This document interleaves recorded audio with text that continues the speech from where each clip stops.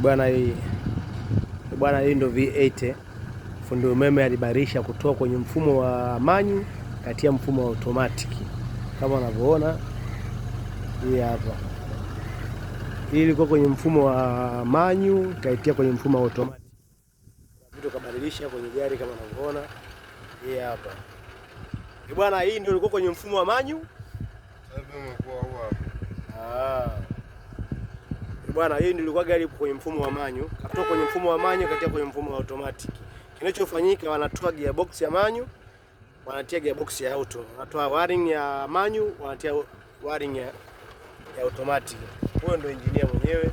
Ukifika hapa, ukimwona huyo jamaa anakufanyia kila kitu.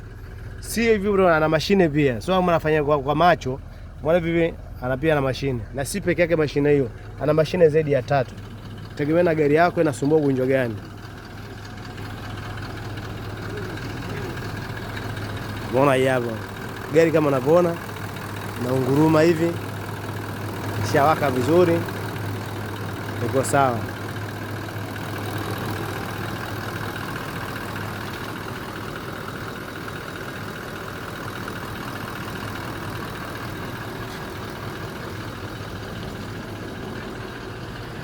Nitumie basi kwenye namba yangu WhatsApp.